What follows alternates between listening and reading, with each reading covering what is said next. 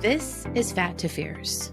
Welcome to the Confidence Chronicles. I'm your host, Amy English. Join me on this empowering adventure towards a healthier relationship with food, body, and self, one delicious bite at a time.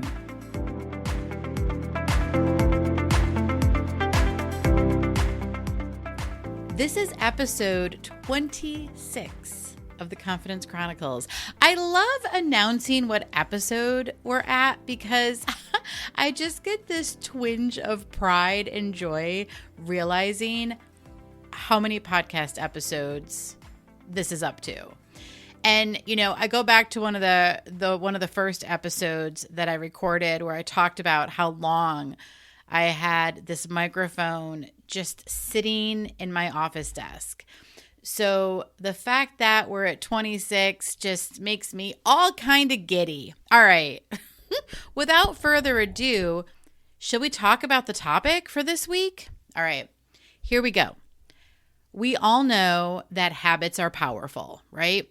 We know this. They can be the fuel that propels us towards our goals, like the things we say we want in life, right? These are helpful habits. Or they can be like a heavy, wet blanket of procrastination that keeps us stuck in place on autopilot. These would be the unhelpful habits.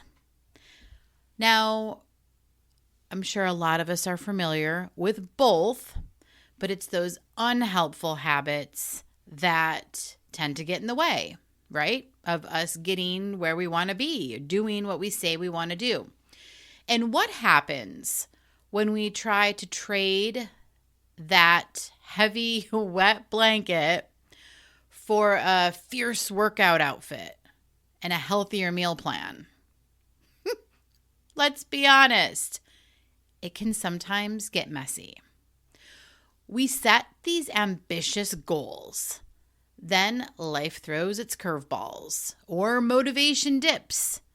And before you know it, we're back to beating ourselves up and questioning everything while wrapped in the heavy, wet blanket. Does that sound familiar? I mean, it sounds kind of disgusting, right? Just thinking about that heavy, wet blanket. But yeah, listen, you're obviously not alone. And I like to say that because it's a good reminder for all of us. And that said, this is what we're going to focus on today. When you're changing habits, like breaking old ones and creating new ones, falling off track is part of the process. Sometimes the stories we tell ourselves about those slip-ups are what cause the real inner chaos. Somewhere along the way, we were fed this fairy tale that changing habits should be easy. Like a light switch, flick it on and boom, you're a fitness goddess overnight.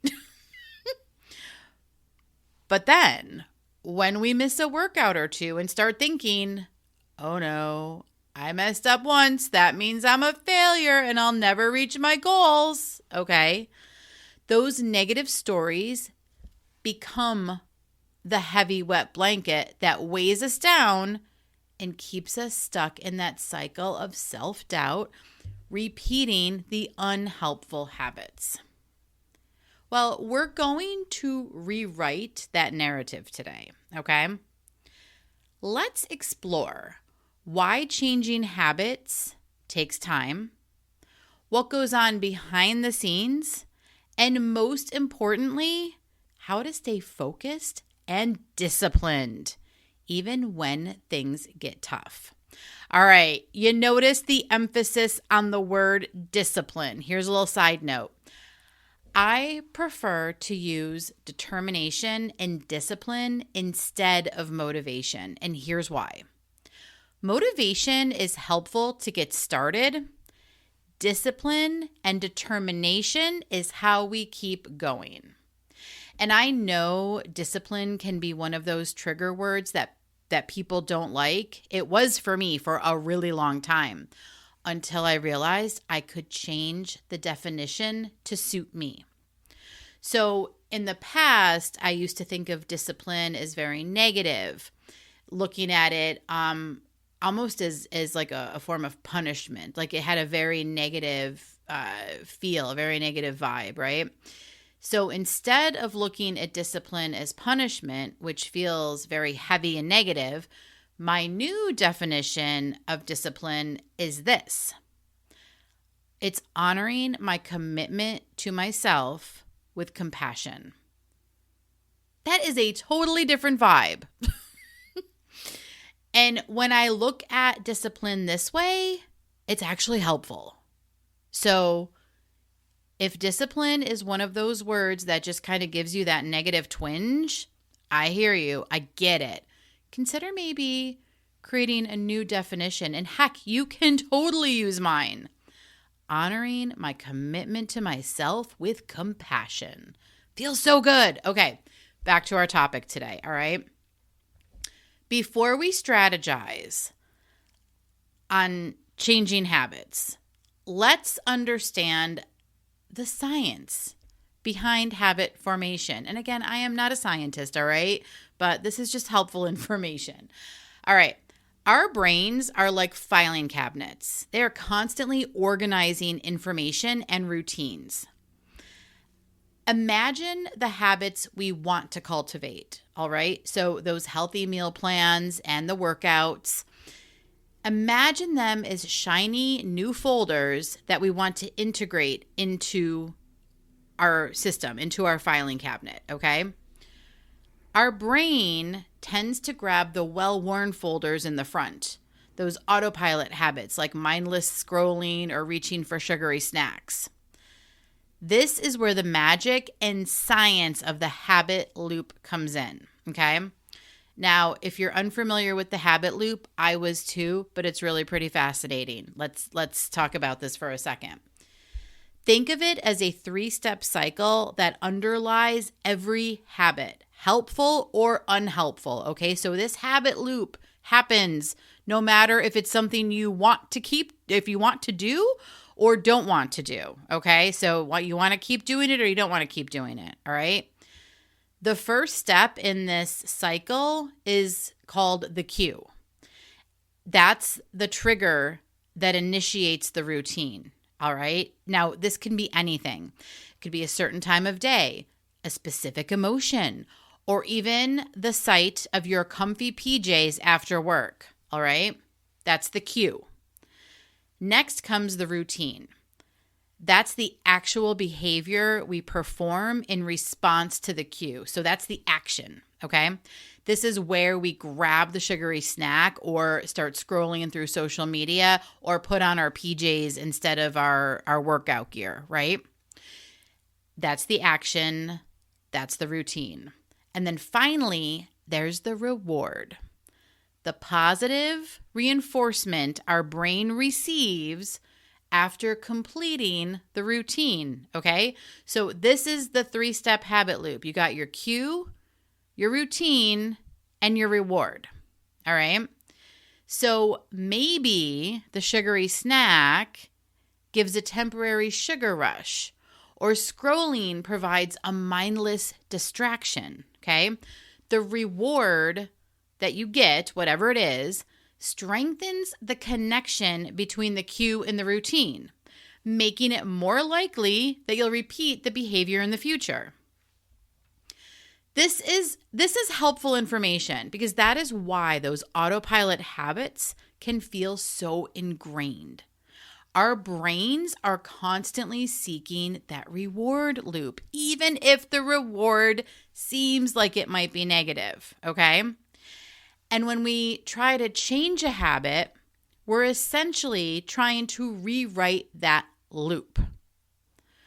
Now, I think of it like this, okay? So you think of the habit that we've been doing for so long. So think of any habit that you've been doing for a really long time that you want to change, okay? Consider it like a well-paved road. It's very familiar. It might be a highway. There's street lights. You know where you're going. It's familiar. Trying to change the habit is kind of like going off-roading. You're going off the highway. There might be a whole bunch of debris in the way. There's a whole bunch of trees that need to be cut down. Whatever visual comes to mind for you. That's trying to rewrite that loop, okay? Now, we can hack this system to our advantage. So we can change this to our advantage. We just need to establish a new routine and reward system for our desired behavior. Like, oh, is that all? Yeah, we just need to go off-roading and cut down a bunch of trees, right? But seriously, understanding the habit loop can help create new routines with positive rewards, slowly replacing those well-worn folders with the shiny new folders we truly desire. But here's the catch. As you can imagine, the brain takes time to adapt. It needs repetition to solidify the new loop, to solidify the new road, to create the new road, right? So the key here, let's not get discouraged when we don't see results overnight.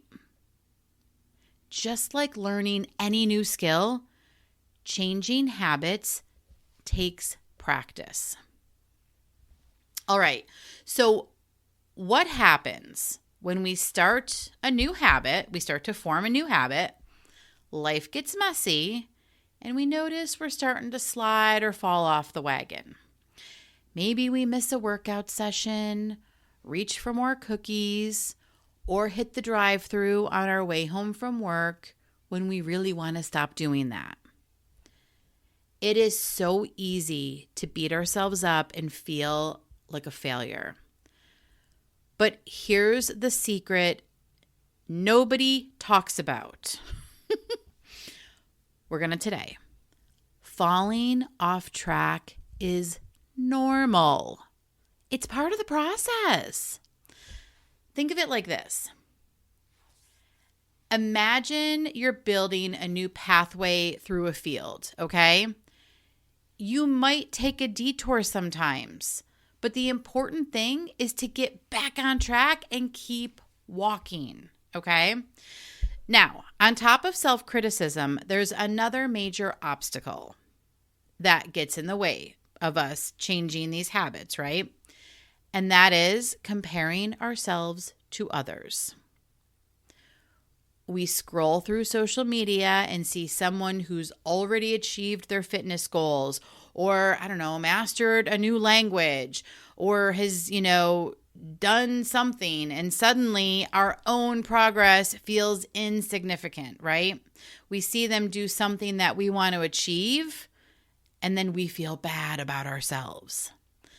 That's the compare and despair trap. Here's the truth. Everyone's journey is different, okay? That's probably most important. And also, most people are only showing their highlight reel, meaning you're only seeing the highs, the good moments. You rarely, if ever, get a glimpse of what's happening behind the scenes.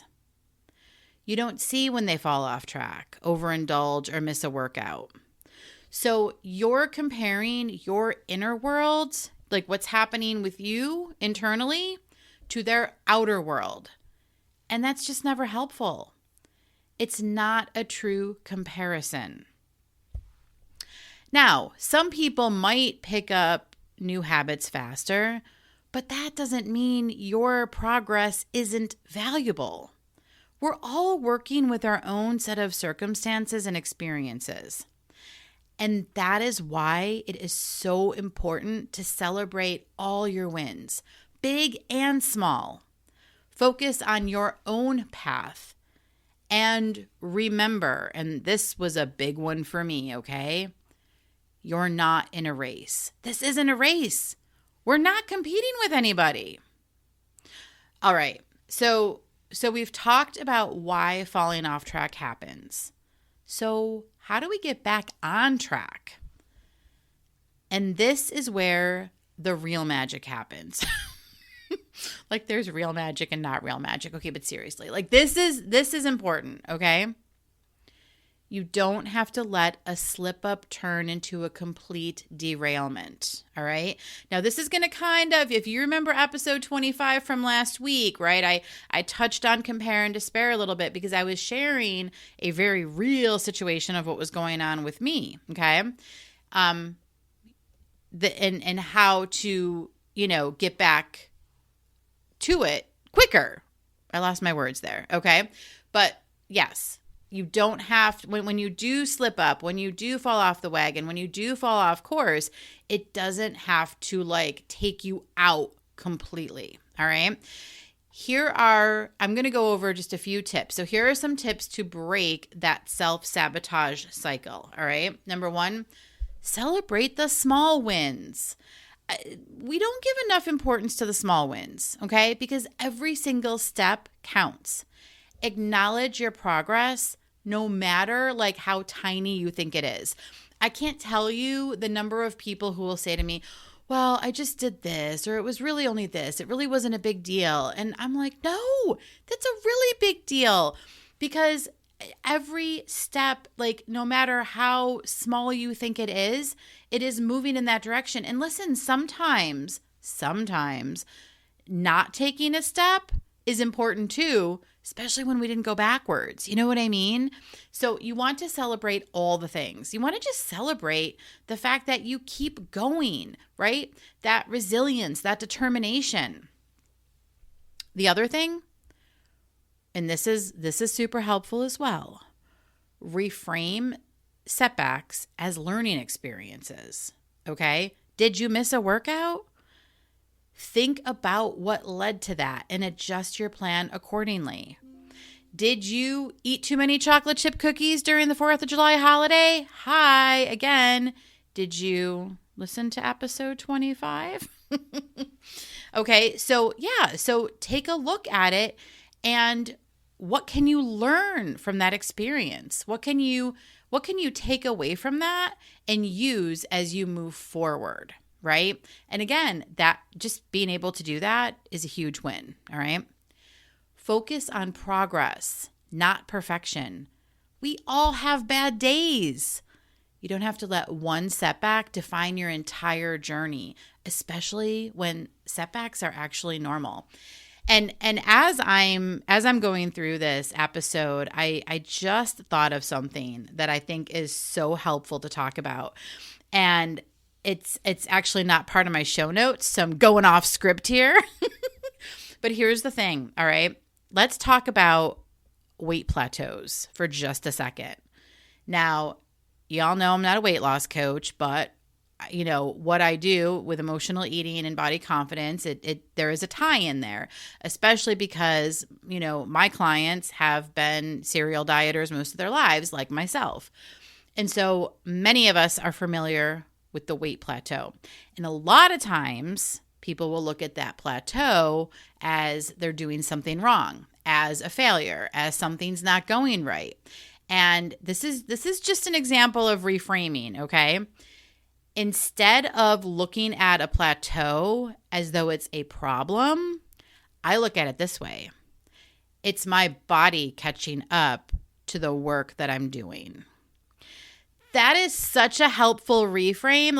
I literally look at a plateau as my body taking a moment to catch its breath. And that has such a different, what's the word I'm looking for? Like outcome, right? Because if I'm looking at a plateau and I'm thinking, this is terrible, what am I doing wrong? Oh my gosh, nothing works. I'm more likely to start engaging in those old habits, right? Start engaging in the things that aren't helpful, as opposed to saying, I've hit a plateau.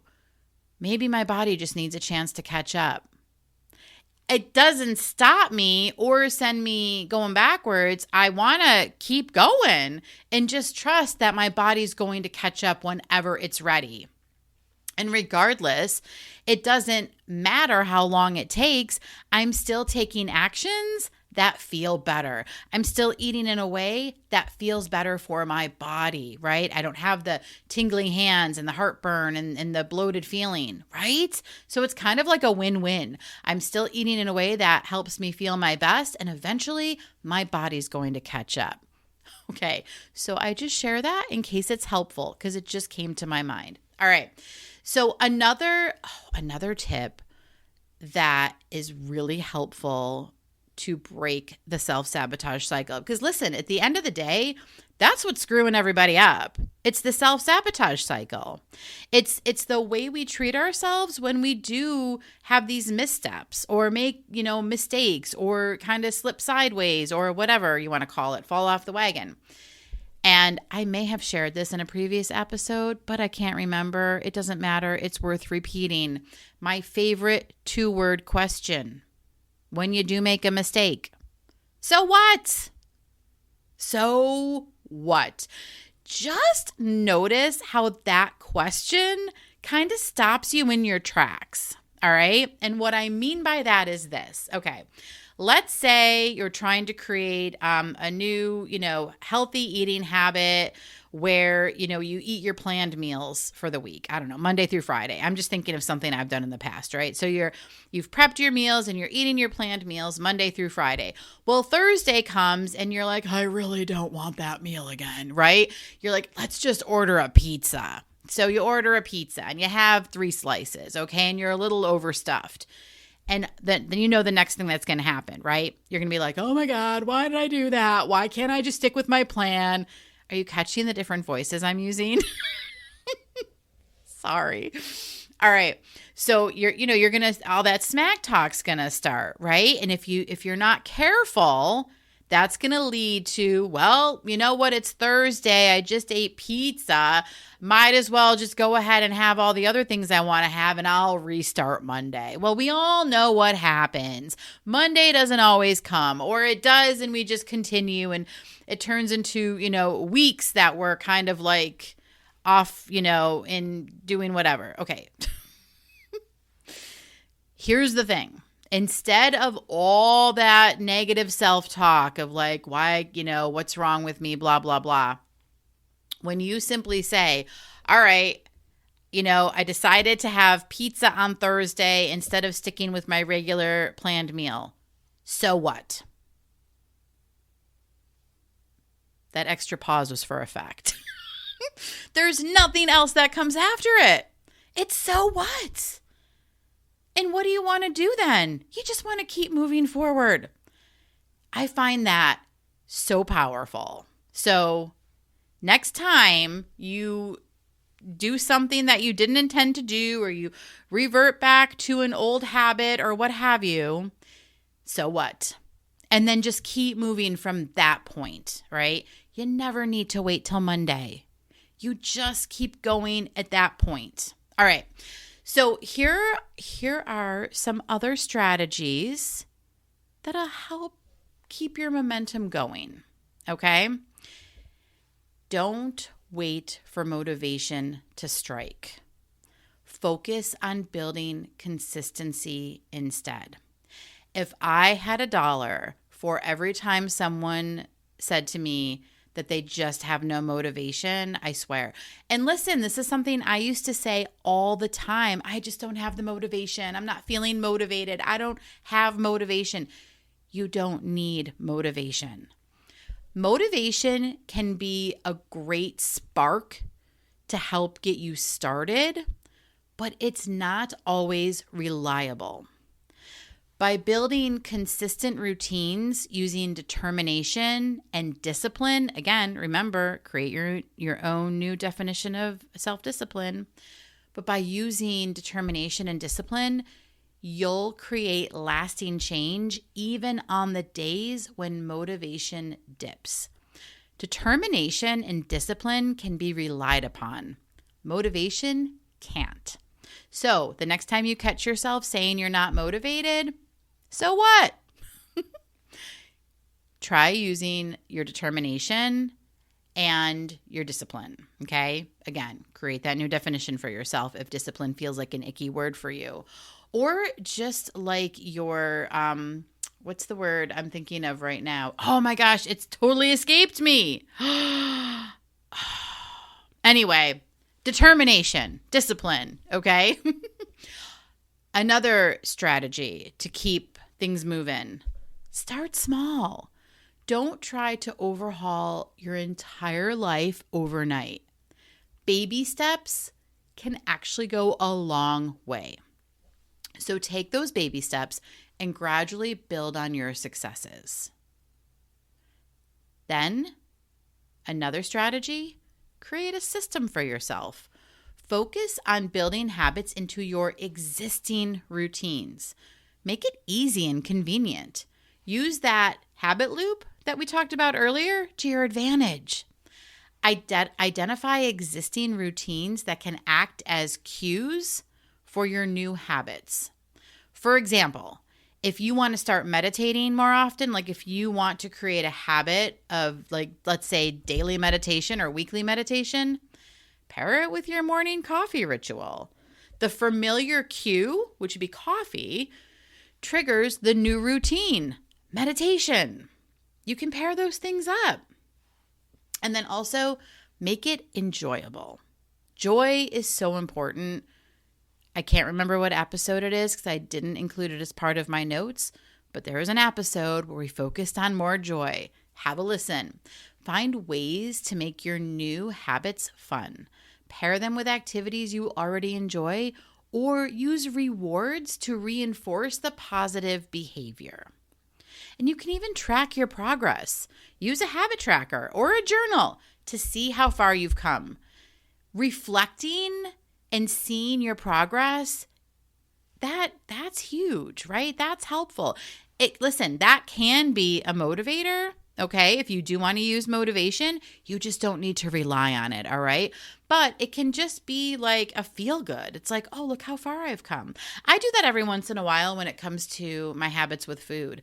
Like even last week in episode 25 where I talked about the chocolate chip cookies and the pizza, the July 4th foods that I indulged in and overate, I can look at that and it's like, okay, yeah, that happened. But when was the last time that happened? It's been a long time. And when I look at my progress over the years, it is fascinating to see the transformation. And so I may not have a habit tracker anymore, and I don't always journal about it, but when I just look back to see how far I've come in the last 7 years, it's kind of mind-blowing, right? And I use that to like remind myself, whoa, look at what you're capable of. Look at what's possible. Look at what you've done. Ooh, you can do so much more if you want to, right? Okay. Last, but certainly not least, and possibly the most important strategy in my opinion, okay? Forgive yourself and get back on track. We all mess up. Don't let one slip up ruin your long-term goals. Just pick yourself up and recommit. If you can do this, you will break the cycle that leads to self-sabotage. And the more you practice, this is very similar to the so what question, right? It's like just so what? Give yourself a pat on the back, forgive yourself, give yourself a hug, whatever, get back on track. The more you practice doing this, the easier it will get. Listen, this is just like building any kind of a muscle. Now, I'm not a runner, okay? So if I was to go and say I want to do a marathon, I would not wake up tomorrow and be able to run a marathon, okay? It would take me months to condition to be able to run a marathon, okay? What we're talking about here with creating new habits and having strategies for when we slip up and all that good stuff, all of this takes that same kind of conditioning. It's just mental conditioning instead of physical conditioning. Okay, that's the only difference. And so the more you practice, so it can be helpful to think of it that way because, okay, the next time you slip back into an old habit of driving through the drive-thru, okay? All right, it happened. Fine. Forgive yourself, get back on track. Now, you may have these moments where you do slip into an old habit and you will beat yourself up because this happens, okay? It's fine. Again, you just remember, all right, hold on, we're not going to do this anymore. This is literally how I talk to myself, okay? All right, Amy, we're not going to beat ourselves up anymore. We're going to forgive ourselves and just get back on track, okay? We all mess up. It happens. It's okay. So what? Move on. The more you practice this, the easier it will get. And this is how you change your habits. This is how you break the cycle of self-sabotage and this leads you to those new habits that you want to create. All right. As always, I hope this has been helpful. I hope you have a great rest of the week. And I'll see you next week. Are you ready to take control of your eating, embrace your body, and boost your confidence? Then let's get fierce. Start your Fat to Fierce journey today. Go to amyenglishcc.com for more resources and to book your discovery call.